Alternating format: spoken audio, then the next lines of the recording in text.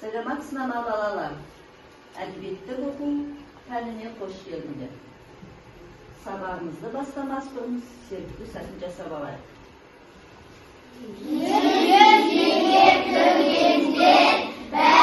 Basın iyiydi. Onun sırrın bilgisi şanlıra oy kiyedi. Жақсы. Яғни бала бүгінгі сабағымыз біздің киіз үй туралы екен.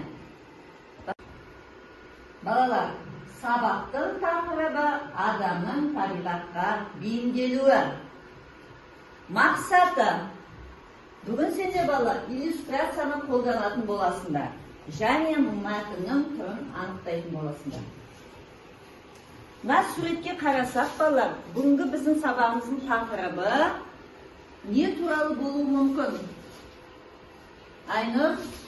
Бүгінгі сабақтың тақырыбы баспана туралы болуы мүмкін. Я, үй туралы болуы мүмкін, баспана туралы болуы мүмкін. Я, жақсы. Енді сендерге сұрақ. Адам өміріне не қажет балалар? Ерасыл? Киім-кешек қажет. Киім-кешек. Нұр келді. Денсаулық қажет. Денсаулық, тамам. Қайса? Ақша керек. Ақша керек. Я, жақсы Шахназа. Үйге керек. Я, жақсы. Қасымжан? Білім керек. Білім керек. Тамаша? Тамақ керек. Тамақ керек. Су керек. Тамаша, су керек. Табиғат керек. Я, табиғат керек. Арайлым? Жануарлар керек. Жануарлар керек. Түсі, Әсел? Отбасы керек. Отбасы керек. Тамаша, я, тағы үнжіп айтар дейді. Денсаулық керек. Денсаулық керек. Бұны айтып қойды, я, тамаша, міне. Адамның өміріне осы қажетті нәрселердің бәрі керек екен, я. Ал қазіргі өмірге сай телефон керек, ноутбук керек. Балалар, олай болса, әдебиеттік оқудың 72-ші бетін ашамыз. Баспана мәтінін оқимыз, дауыстап. Кәнекей, ал Айнұр баста, өте түсінікті қылып оқи ғой. Адам баласы мейлі күн ыстық елдерді, поляр шеңберін, теңіз жағасын, немесе биік тауды мекендесін, оған ең алдымен суық пен ыстықтан, жаңбыр мен жел өтінен бой тазалау үшін баспана қажет. Сол себепті адамдар әрдайым қолда бар нәрседен үй тұрғызып, табиғат ерекшелігіне қарай бейімделіп отырады. Арайлым жалғастырамыз. Қар мен мұз құрсанып жатқан қиыр солтүстікте эскимостар қар кірпіштен иглу деп аталатын баспана тұрғызып, терезе әйнегінің орнына мұз тұтқан. Иглу жылы болуы үшін итбалықтың майы құйылған. Табақшаға от қойып, қабырға мен еденге аң терісін тұтып төсеп тастаған. Жақсы, тамаша. Арай Ханзада дауыстап тұрып оқимыз. Ал солтүстік Америкадағы Конкин институтте негізінен орманды мекендейді. Олар жерге иілгіш сырықтардың қадап басын буып, оны ағаштың жас бұтағы немесе қабығымен жауып, вигвам деп аталатын баспана тұрғызған. Жапон шаруасы үйін бамбук қағаз бен жөкеден тұрғызған. Ал балалар, мәтінді оқып болсақ, түсініп оқыды деп ойлаймын. Өте мұқият тыңдадық, я? Олай болса, енді бірінші топ, иглу деген не? Міне сол иглу туралы жаңа ақпаратты іздеп ақпаратқа жазасыңдар. Екінші топ, вигвам деген не? Сендер сол вигвам туралы жаңа ақпаратты жазасыңдар. Үшінші топ, киіз үй деген не? Киіз үй туралы қандай жаңа ақпарат білдіңдер бүгін? Сендер джонка деген не екен? Міне осы туралы, яғни жаңа ақпарат жазасыңдар. Ал іске сәт. Осы мәтінмен іздейсіңдер, Айнұр. Жазасыңдар. Сендер вигвам туралы қандай жаңа ақпарат білдіңдер? Ол қай бөлімде жазылып тұр? Міне соны іздеп, мәтінмен іздеп табасыңдар. Соны ақпаратта бірінші, екінші, үшінші деп жазуға болады.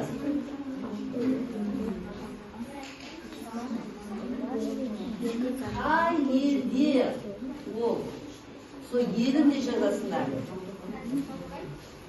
Mana kasih ibu kalau ibu coba tahu apa mana Балалар, мәтінмен жұмыс аяқталды. Олай болса, иглу тобы, сендер қандай жаңа ақпарат таптыңдар, кәні дауыстап оқимыз. Қар мен мұз құрсанып жатқан қиыр солтүстікте эскимостар кірпіштен иглу деп аталатын баспана тұрғызған. Екінші, терезе әйнегінің орнына мұз тыққан.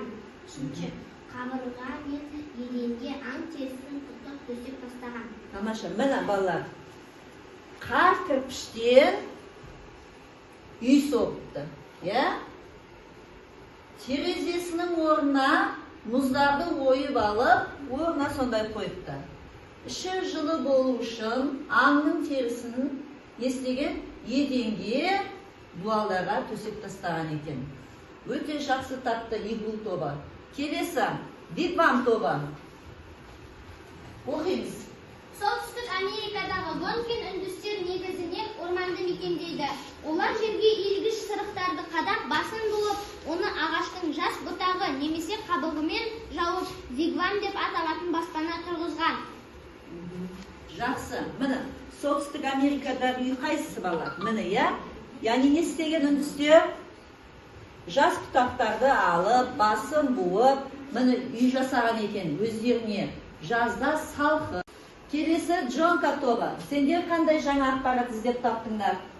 Халқы өте көп, құрылыс салу үшін ұлтарақтай жер жетіспейтін оңтүстік шығыс Азияда адамдар джонка деп аталатын қайықта тұра береді.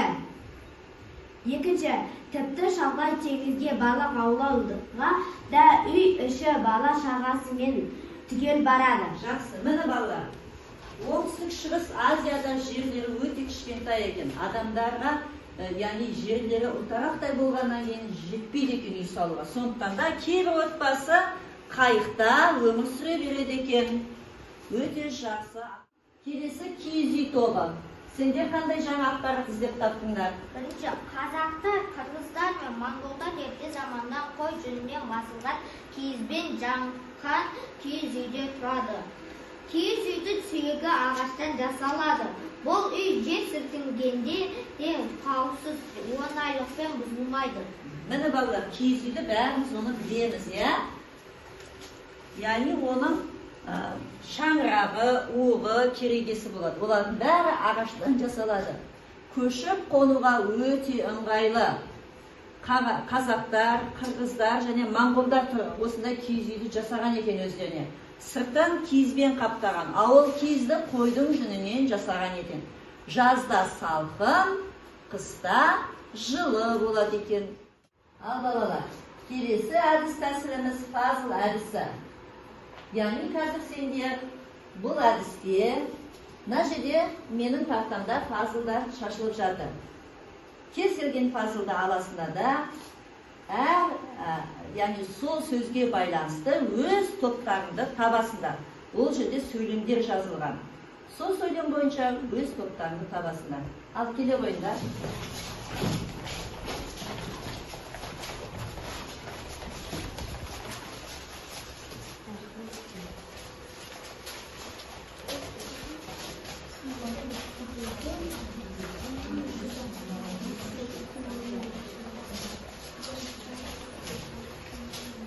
Сол пазлдағы сөздерді оқып, ол сөйлем қай сөзге байланысты, қай топқа байланысты, джонканың сөзі ма, вигвамның сөйлемі ма, иглуның сөйлемі ма, әлде киіз үйдікі ма?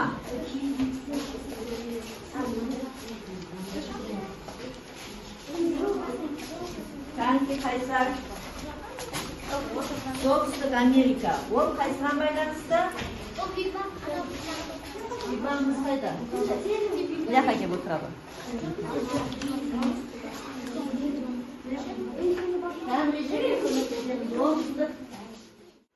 Ал балалар, сендер мына бүгінгі алған ақпараттар бойынша пазлдағы сөйлемдерді оқыдыңдар, сөйтіп сол топқа топтасыңдар. Енді кәнекей біз пазлдарымызды біріктіріп, сол иглу және киіз үйді, сосын джонка үйі мен вигвам үйін құрастырайықшы кәнекей.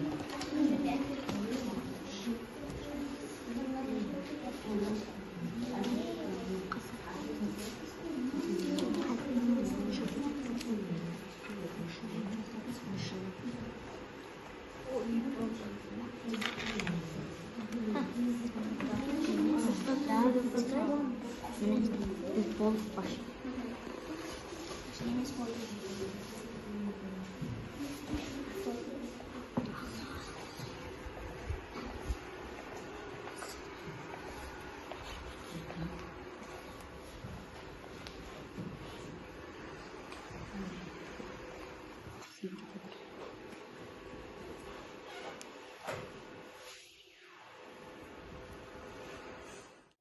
Балалар, мына сендер фазыл әдісі бойынша үйлеріңді дұрыс құрастырыңдар, иә? Енді келесі әдісіміз Вен диаграммасы. Вен диаграммасын біз бұрыннан білеміз, иә? Яғни бұл жерде киіз үй мен қазіргі заманауи үйдің айырмашылығы мен ұқсастығын жазамыз. Бұл да топтық жұмыс. Іске сәт. Бір-бірімізді тыңдаймыз, әркімнің ойы құнды, ойларымызды осы Вен диаграммасына түсіреміз.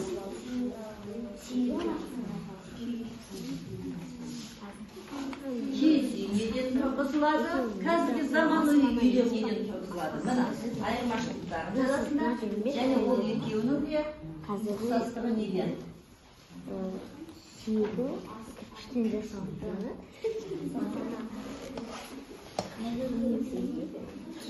Ағаштан жасалады.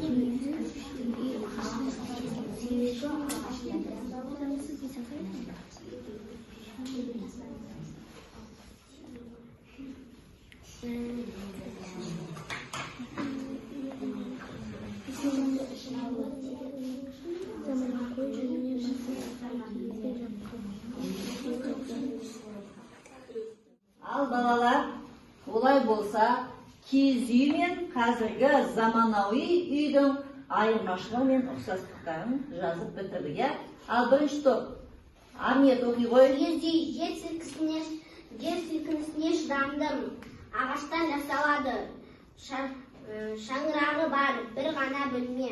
Қазіргі заманауи үй жер сілкінісіне шыдамсыз, кірпіштен жасалады. Шатыры бар, бірнеше бөлме.